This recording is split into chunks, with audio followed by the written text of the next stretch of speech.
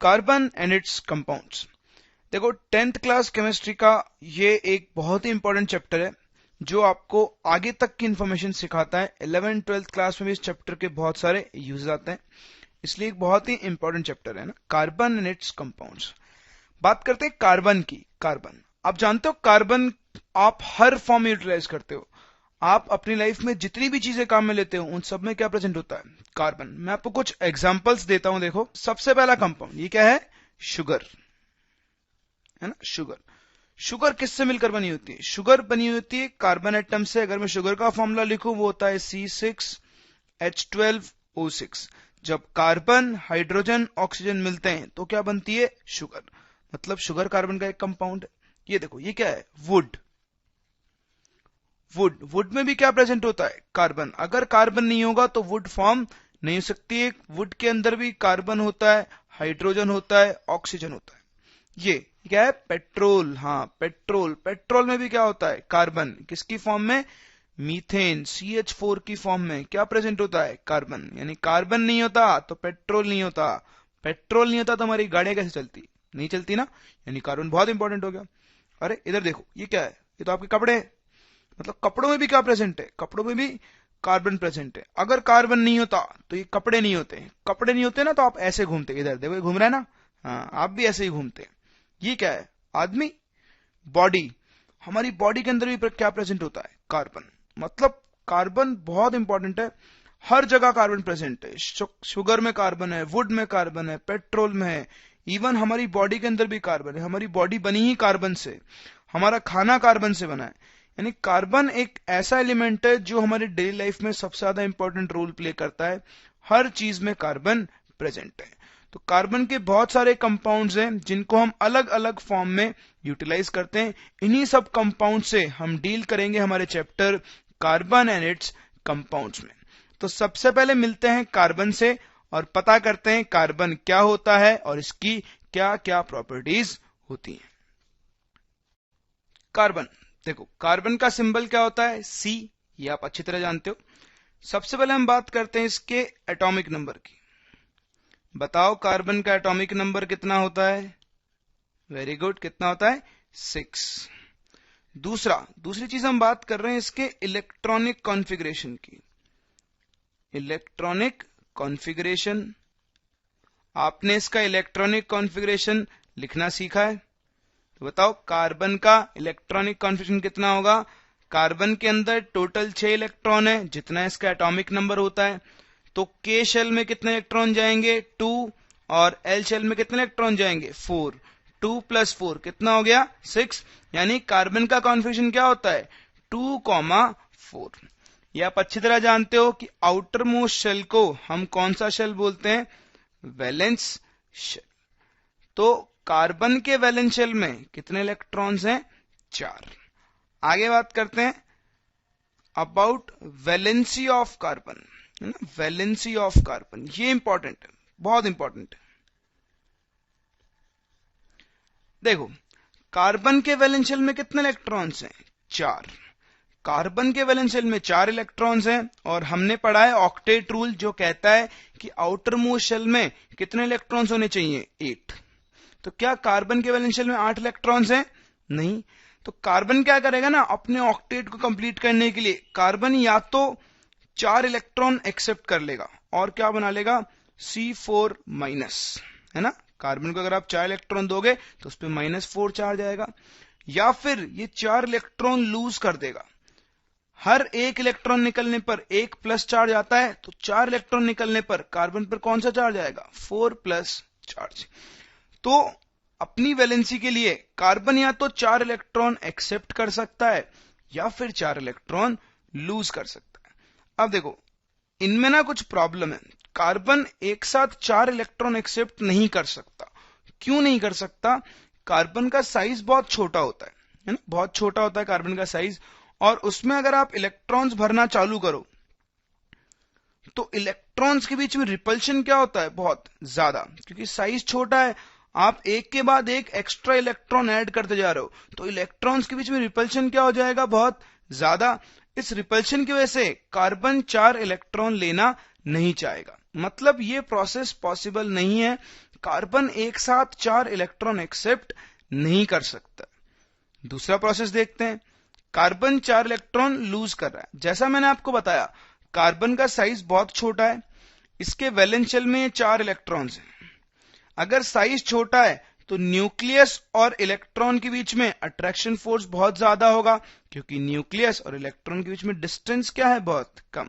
तो कार्बन का छोटा साइज होने की वजह से इसके न्यूक्लियस और इसके इलेक्ट्रॉन के बीच में जो डिस्टेंस है वो क्या है, बहुत कम।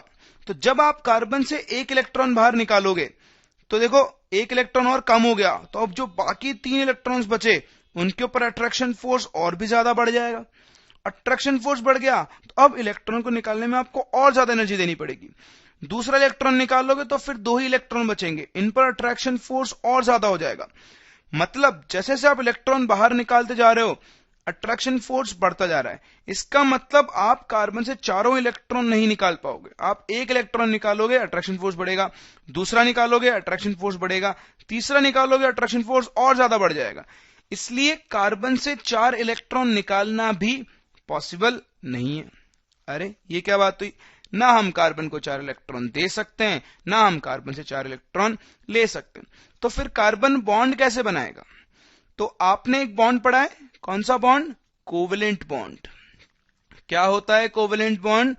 जो 2 एलिमेंट्स में इलेक्ट्रॉन्स की म्यूचुअल शेयरिंग से बनता है, उसे हम कौन सा बॉन्ड बोलते हैं?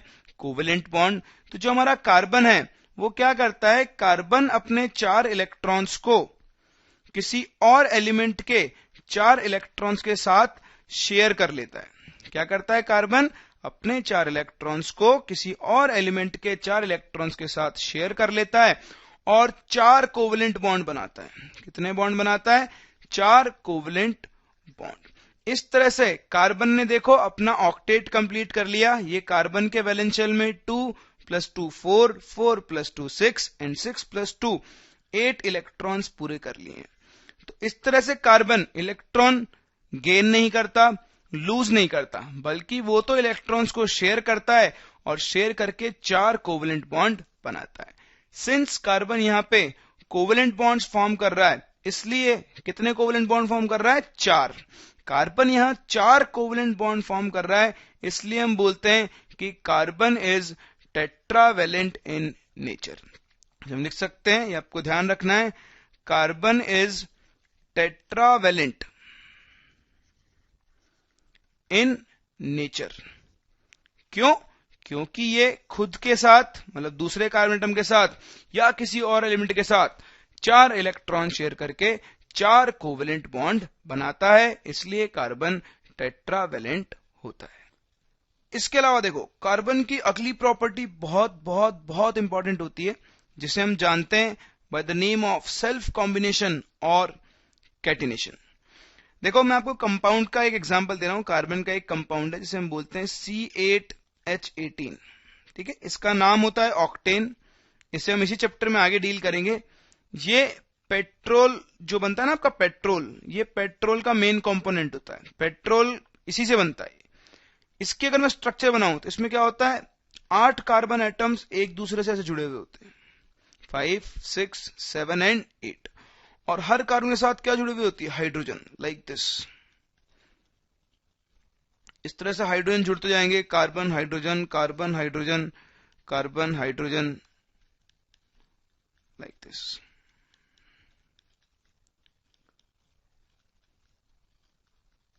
तो यहां पे हो क्या रहा है, देखो कार्बन, कितने सारे कार्बन एक साथ जुड़ रहे हैं, कितने सारे हाइड्रोजन कार्बन के साथ जुड़ रहे हैं। ये कार्बन की एक बहुत ही इंपॉर्टेंट प्रॉपर्टी होती है। This is the outstanding property of carbon कि कार्बन क्या करता है, दूसरे कार्बन एटम्स के साथ जुड़कर लंबी लंबी चेन्स बनाता है। जैसे एक चेन बन गई, ऐसा ना, बहुत लंबी लंबी चेन बनाता है। तो किसी भी एलिमेंट की वो प्रॉपर्टी जिसमें वो अपने ही जैसे दूसरे एटम के साथ कंबाइन होकर बहुत लंबी लंबी चेन्स बनाता है, इस प्रॉपर्टी को हम क्या बोलते हैं? सेल्फ कॉम्बिनेशन और कैटिनेशन। तो हम कैटिनेशन को डिफाइन कर सकते हैं एज, जैसे carbon has a unique ability to combine with other carbon atoms to form long chains. देखो लॉन्ग चेन बन रही है ना, long chains, and this ability of carbon is known as catenation. तो कार्बन अपने ही जैसे दूसरे एटम के साथ कंबाइन होकर लंबी लंबी चेन्स बनाता है, इस प्रॉपर्टी को हम क्या बोलते हैं, कैटेनेशन। तो बात थी कैटेनेशन क्या होता है। बात करते हैं कैटेनेशन क्यों होता है। तो जो हमारा नेक्स्ट टॉपिक डिस्कस करने जा रहे हैं that is cause of catenation. ये बहुत इंपॉर्टेंट है कि चलो कैटेनेशन शो कर रहा है, लेकिन वो कैटेनेशन क्यों शो कर रहा है। देखो मैंने आपको अभी बताया कार्बन साइज में बहुत छोटा होता है, जैसे ये कार्बन एटम है, ये दूसरा कार्बन एटम है। तो जब कार्बन एटम ज्वाइन होंगे तो इनकी साइज क्या होती है, बहुत छोटी। इनकी साइज बहुत छोटी होती है, तो जो इलेक्ट्रॉन शेयर हो रहा है दो कार्बन एटम्स के बीच में, उसको इस कार्बन का न्यूक्लियस और इस कार्बन का न्यूक्लियस दोनों ही बहुत टाइटली होल्ड करके रखते हैं। देखो इस पिक्चर को थोड़ा जूम करते हैं। सपोज ये कार्बन एटम है, ये उसका न्यूक्लियस, ये दूसरा कार्बन एटम है और ये उसका न्यूक्लियस। जब इन दोनों के बीच में इलेक्ट्रॉन्स की शेयरिंग होगी तो यहां बीच में मैं इलेक्ट्रॉन्स बना रहा हूं, ठीक है। मान लो ये आपके शेयर्ड इलेक्ट्रॉन्स हैं, ठीक। ये इलेक्ट्रॉन क्या करते हैं, इस न्यूक्लियस को भी अपनी तरफ अट्रैक्ट कर रहे हैं और इस न्यूक्लियस को भी क्या कर रहे हैं, अपनी तरफ अट्रैक्ट कर रहे हैं। यानी इन इलेक्ट्रॉन्स ने इन दोनों न्यूक्लियस को बीच में बांधा हुआ है। छोटा साइज होने की वजह से न्यूक्लियस और इलेक्ट्रॉन्स के बीच में डिस्टेंस क्या है, कम। यहां भी न्यूक्लियस और इलेक्ट्रॉन्स के बीच में डिस्टेंस क्या है, कम।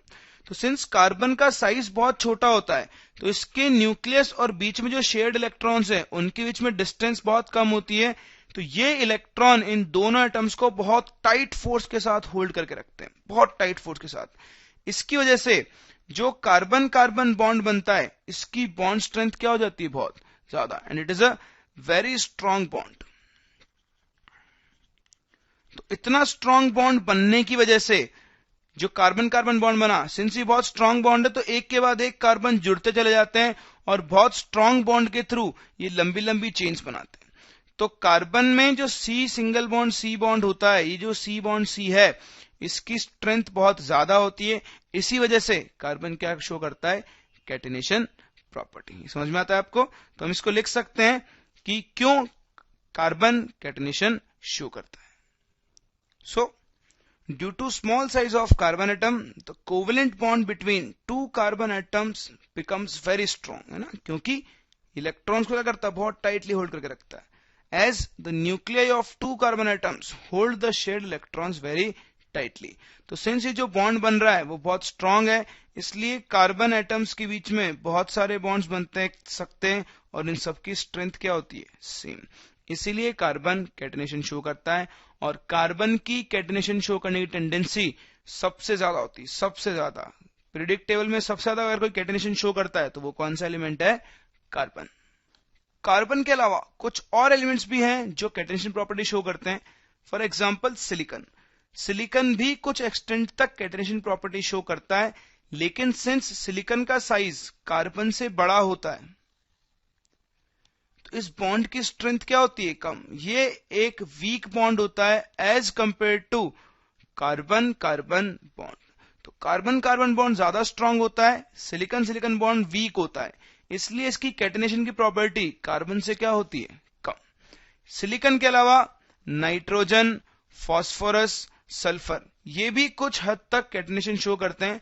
जैसे फॉस्फोरस का मैं एग्जांपल लूं, फॉस्फोरस एक इस फॉर्म में एग्जिस्ट करता है, P4 की फॉर्म में, जहां पे वो ऐसे फॉस्फोरस फॉस्फोरस के बीच में सिंगल बॉन्ड्स बनाता है, लेकिन ये कार्बन की तरह बहुत लंबी लंबी चेन्स नहीं बनाता है। क्यों, सेम रीजन, फॉस्फोरस का साइज बड़ा होता है as compare to carbon, bond की स्ट्रेंथ क्या होती है, कम। This is a weak bond as compare to this carbon carbon bond. तो सबसे ज्यादा कैटेनेशन शो करने की प्रॉपर्टी किसकी होती है, कार्बन की। ये कुछ इंपॉर्टेंट प्रॉपर्टीज थी of element carbon.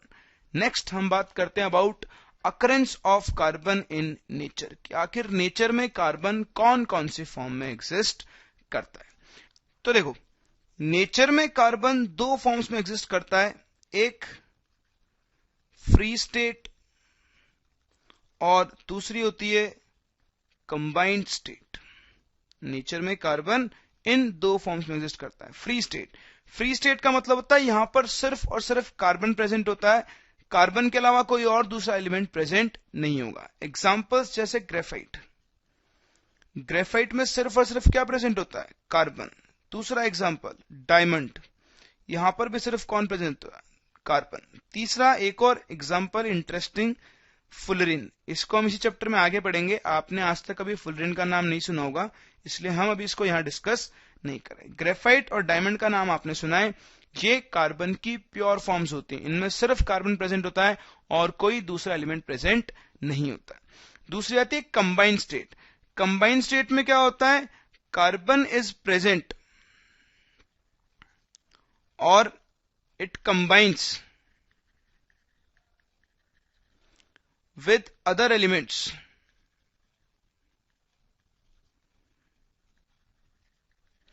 to form compounds। यानी यहां पर ये कार्बन की फॉर्म में नहीं मिलता, कार्बन के डिफरेंट कंपाउंड्स की फॉर्म में मिलता है। और बहुत सारे हैं, बहुत सारे, जैसे CO2 carbon dioxide, glucose C6H12O6, sugar C12H22O11। ये किसका फॉर्मूला होता है? शुगर का। ये किसका फॉर्मूला होता है? ग्लूकोज का। पेट्रोल, पेट्रोल क्या होता है? C8H18। और भी बहुत सारे carbonates, calcium carbonate, magnesium carbonate. तो कार्बन बहुत सारे एलिमेंट्स के साथ कंबाइन होता है और डिफरेंट कंपाउंड्स की फॉर्म में नेचर में एग्जिस्ट कर सकता है। तो बेसिकली कार्बन दो फॉर्म्स में एग्जिस्ट करता है, एक फ्री स्टेट जो सिर्फ और सिर्फ किससे मिलकर बनी होती है? कार्बन से। दूसरी कंबाइंड स्टेट जिसमें कार्बन दूसरे एलिमेंट के साथ कंबाइन होकर डिफरेंट कंपाउंड्स बनाता है। तो हम लोग सबसे ज्यादा इंटरेस्टेड हैं in free state of carbon, और अब हम डिस्कस करने जा रहे हैं कि ये ग्रेफाइट, डायमंड, फुलरिन आखिर होते क्या हैं, दिखते कैसे हैं और इनकी प्रॉपर्टीज क्या होती है। तो चलो डिस्कस करते हैं स्ट्रक्चर ऑफ ग्रेफाइट, डायमंड और फुलरिन हमारे नेक्स्ट टॉपिक में, जिसका नाम है एलोट्रोप्स ऑफ कार्बन। सबसे पहले बात करते हैं एलोट्रोप्स क्या होते हैं। तो देखो, what are allotropes? Different forms of an element which have different physical appearance and properties। यानी अलग अलग फॉर्म एक एलिमेंट की जिनकी फिजिकल अपीयरेंस भी डिफरेंट होती है और उनकी फिजिकल प्रॉपर्टीज, जैसे मास हो गया, ठीक है, साइज हो गया, बॉइलिंग पॉइंट हो गए, वो सब डिफरेंट होते हैं, but their chemical properties are same. तो एलोट्रोप्स क्या हुए? एक ही एलिमेंट की अलग अलग फॉर्म जिनकी फिजिकल प्रॉपर्टीज तो डिफरेंट होती है लेकिन उनकी केमिकल प्रॉपर्टीज क्या होती है? सेम। देखो, एलोट्रोप्स को समझने के लिए मैं आपको एक सिंपल सा एग्जांपल देता हूं ना। भगवान आपने देखे हैं, हमारे कितने सारे भगवान है ना, हमारे धर्म में हम कितने सारे भगवान मानते हैं। ये शंकर भगवान है, ये हनुमान जी हैं, ये कृष्ण भगवान है, और ये कौन है? ये श्री गणेश जी हैं। देखो, ये सब भगवान है, लेकिन क्या इन सब की अपीयरेंस सेम है? देखो, शंकर भगवान ऐसे दिखते हैं, हनुमान जी थोड़े ऐसे दिखते हैं, कृष्ण भगवान थोड़े काले हैं, गणेश जी के सिर पे हाथी का सिर लगा हुआ है। इन सबकी फिजिकल अपीयरेंस क्या है? डिफरेंट। इन सबकी फिजिकल प्रॉपर्टीज भी क्या है? डिफरेंट, है ना। लेकिन अगर हम बात करें, ये सबके सब हम इन सबकी पूजा करते हैं, इन सबकी पावर्स क्या है? सेम। यानी हम ये बोल सकते हैं कि ये जो अलग अलग आप चार पिक्चर्स देख रहे हो, ये चारों एक ही भगवान के अलग अलग फॉर्म्स हैं जिनकी फिजिकल अपीयरेंस तो डिफरेंट है लेकिन इनकी बाकी कैरेक्टरिस्टिक्स, बाकी प्रॉपर्टीज क्या है? सेम। तो ये चारों भी क्या हो गए? भगवान के एलोट्रोप्स। तो एलोट्रोप्स क्या हो गए? एक ही चीज के ना, एक ही चीज के अलग अलग फॉर्म्स जिनकी फिजिकल अपीयरेंस और फिजिकल प्रॉपर्टीज क्या हो? डिफरेंट, लेकिन सबकी मेन कैरेक्टरिस्टिक्स क्या हो, यानी केमिकल प्रॉपर्टीज क्या हो? सेम। उन्हें हम क्या बोलते हैं? एलोट्रोप्स। तो allotropes are different forms of an element which have different physical appearance and properties but their chemical properties are same। Since हम बात कर रहे हैं अबाउट कार्बन, तो कार्बन के तीन मेन एलोट्रोप्स होते हैं which are diamond, graphite and fullerene. देखो, ये तीन मेन एलोट्रोप हैं कार्बन के जिनको हमें डिस्कस करना है। तो सबसे पहले हम स्टार्ट करते हैं विद डायमंड। तो देखो, डायमंड की एक बहुत इंपॉर्टेंट प्रॉपर्टी है जो आप अच्छी तरह से जानते हो, that is it is the hardest natural substance known. Earth पे जितने भी सब्सटेंस नेचुरली एग्जिस्ट करते हैं उनमें सबसे हार्ड कौन है? डायमंड। देखो, डायमंड इतना स्ट्रांग क्यों होता है वो हम इसकी स्ट्रक्चर को देखकर बता सकते हैं। तो आओ डिस्कस करते हैं structure of diamond. Structure of diamond discuss करने से पहले जो हम पहले ही पढ़ चुके हैं, आपको अच्छी तरह बताया, carbon. Carbon is tetravalent in nature, है ना। इसका मतलब ये कितने कोवेलेंट बॉन्ड बनाएगा? 4 कोवेलेंट बॉन्ड। जानते हो आप इस चीज को। तो डायमंड में क्या होता है ना, डायमंड में डिफरेंट डिफरेंट कार्बन एटम्स, जैसे एक कार्बन एटम है, ये carbon atom 4 different carbon atoms के साथ 4 कोवेलेंट बॉन्ड बनाता है और एक टेट्राहेड्रल ज्योमेट्री में अपने आप को अरेंज करता है। तो ये एक टेट्राहेड्रल कार्बन है जो 4 अलग अलग कार्बन से 4 सिंगल कोवेलेंट बॉन्ड बना रहा है। फिर से ये जो दूसरा कार्बन है ये भी क्या करेगा? 4 अलग अलग कार्बन एटम से अटैच्ड होगा। सिमिलरली ये कार्बन भी 4 अलग अलग कार्बन से, ये कार्बन भी 4 अलग अलग कार्बन से टेट्राहेड्रल मैनर के अंदर अरेंज होगा। फिर से जो नए कार्बन आपको दिख रहे हैं ये भी क्या करेंगे? 4 बॉन्ड बनाएंगे और अपने आप को टेट्राहेड्रली अरेंज करेंगे। ये कार्बन भी 4 बॉन्ड बनाएगा, ये कार्बन भी 4 बॉन्ड बनाएगा। हर कार्बन यहाँ पे और अलग कार्बन एटम्स के साथ कोवेलेंट बॉन्ड बनाता जाएगा, जिनका नंबर कितना होगा? 4। तो जैसा कि आप देख रहे हो नंबर ऑफ कार्बन बॉन्ड्स बढ़ते जा रहे हैं। इस तरह से क्या होता है, हर कार्बन 4 अलग अलग कार्बन के साथ और वो कार्बन फिर 4 अलग कार्बन के साथ कोवेलेंट बॉन्ड्स बनाते हैं। तो इस तरह से क्या होता है, कोवेलेंट बॉन्ड्स का एक बहुत बड़ा 3 डायमेंशनल नेटवर्क जनरेट होता है। 3D network of strong carbon carbon covalent bond. ये हम पहले डिस्कस कर चुके हैं कि कार्बन कार्बन बॉन्ड बहुत स्ट्रांग होता है।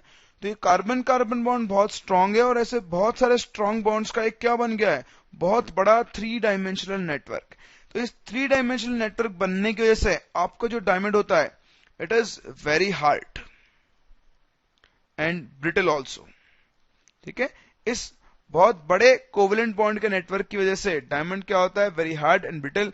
इसी वजह से हम कहते हैं कि diamond is the hardest natural substance known on the earth surface. तो थोड़ा और अच्छी तरीके से इसके स्ट्रक्चर को देखते हैं। तो देखो, जैसा मैंने आपको बताया, हर कार्बन टेट्राहेड्रल मैनर में 4 कार्बन से अटैच्ड है। वो कार्बन फिर किसी दूसरे कार्बन से, कोई दूसरे और 4 कार्बन से टेट्राहेड्रल फैशन में अरेंज्ड है। हर कार्बन इस तरह से 4-4 कार्बन से अटैच्ड हो जाता है और इस तरह से एक 3 डायमेंशनल नेटवर्क बनता है of carbon carbon covalent bonds, जो कि क्या होता है? बहुत ज्यादा स्ट्रॉन्ग। ये तो फिर भी एक बहुत छोटा नेटवर्क है, ये नेटवर्क और ग्रो करता जाता है। तो मैं आपको एक और पिक्चर दिखाता हूं जिससे आपको आइडिया क्लियर होगा कि आखिर ये नेटवर्क बनने के बाद कैसा दिखता होगा।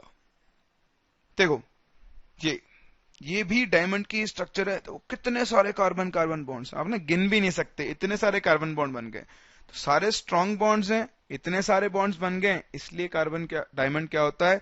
It is very hard and it is the hardest natural substance. देखो, मैं बार बार एक टर्म यूज कर रहा हूं, hardest natural substance. Natural substance इसलिए कि कुछ मेन मेड सब्सटेंस भी हैं जो डायमंड से भी क्या होते हैं? ज्यादा हार्ड। उसका एक एग्जाम्पल है टंगस्टन कार्बाइड। ठीक है, आपको सब याद नहीं रखना है, तो मैं आपकी जीके के लिए बता रहा हूं, जनरल नॉलेज के लिए। डायमंड से ज्यादा हार्ड कौन होता है? Tungsten carbide. इसीलिए बार बार मैं नेचुरल सब्सटेंस बोल रहा हूं।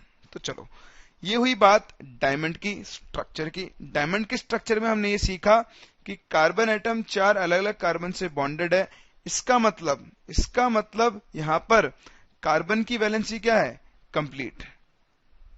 Valency of carbon is complete, मतलब इसके चारों इलेक्ट्रॉन शेयरिंग में काम में आ गए। समझ में आता है आपको? तो इस फैक्ट को मैं आगे यूज करूंगा, इसलिए मैं यही डिफाइन कर रहा हूं कि डायमंड के अंदर कार्बन के चारों इलेक्ट्रॉन्स काम में आ जाते हैं। तो चलो डिस्कस करते हैं properties of diamond. So the very first property of diamond is that due to presence of a large 3-dimensional network of covalent bonds, that is carbon carbon covalent bonds, diamond is very hard and have high melting point, जो कितना होता है? Around 4827 degree Celsius. इन carbon carbon bonds के इतने बड़े network की वजह से ही डायमंड क्या होता है? बहुत टफ हो जाता है, बहुत स्ट्रांग हो जाता है, और उसी वजह से इसका मेल्टिंग पॉइंट क्या होता है? बहुत ज्यादा। देखो कितना ज्यादा है, 4827 डिग्री सेल्सियस के आसपास। सेकंड जो प्रॉपर्टी डायमंड की, that is it is a bad conductor of electricity. हाँ, ये क्या होता है, इलेक्ट्रिसिटी को कंडक्ट नहीं कर सकता। क्यों नहीं कर सकता है, मैंने आपको अभी बताया था। देखो, कार्बन डायमंड के अंदर क्या होता है, 4 दूसरे कार्बन के साथ कोवेलेंट बॉन्ड के थ्रू अटैच्ड होता है। कार्बन के चारों इलेक्ट्रॉन कहां पे काम में आ गए, शेयरिंग में। इलेक्ट्रिसिटी को कंडक्ट करने के लिए फ्री इलेक्ट्रॉन्स की जरूरत होती है। किसकी जरूरत होती है, फ्री इलेक्ट्रॉन्स की। आप मुझे बताओ, क्या डायमंड में कार्बन के पास फ्री इलेक्ट्रॉन बचे? ये कार्बन भी फर्दर 4 बॉन्ड बनाएंगे, ये भी 4 बॉन्ड बनाएगा, ये भी 4 बॉन्ड बनाएगा, ये भी 4 बॉन्ड बनाएगा। मतलब कार्बन अपने चारों इलेक्ट्रॉन्स को बॉन्ड बनाने में यूटिलाइज कर रहा है, तो उसके पास कोई भी फ्री इलेक्ट्रॉन नहीं बचा है। इसलिए डायमंड क्या होता है, it is a bad conductor of electricity. तो हम सिंपली एक्सप्लेन कर सकते हैं कि चारों इलेक्ट्रॉन बॉन्डिंग में काम में आ गए हैं, therefore there are no free electrons. तो अगर इलेक्ट्रॉन्स नहीं है तो डायमंड इलेक्ट्रिसिटी को कंडक्ट नहीं कर सकता। So it is a bad conductor of electricity. Next जो प्रॉपर्टी डायमंड की, उसे भी अच्छी तरह जानते हो, that is it shines in presence of light. जब भी आप डायमंड पे लाइट गिराते हो तो वो क्या करता है, शाइन करता है। देखो इसका रीजन क्या है, देखो जैसे ही लाइट डायमंड पे आके गिरती है, ये इस फेस के थ्रू यहां एंटर करेगी। एंटर करते ही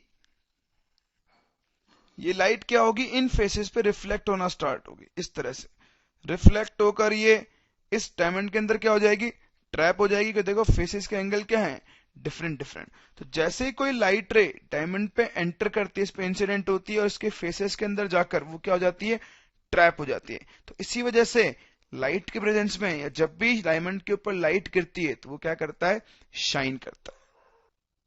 हम सिंपली कह सकते हैं that as light ray falls on diamond it gets trapped in its interior faces. उसकी वजह से डायमंड क्या होता है, लाइट के प्रेजेंस में शाइन करता है। और इसी वजह से ये ट्रांसपेरेंट भी होता है ना। जनरली डायमंड कैसा होता है, ट्रांसपेरेंट होता है। क्यों, क्योंकि यहाँ पर जो भी लाइट गिरती है वो इसी के अंदर ट्रैप हो जाती है।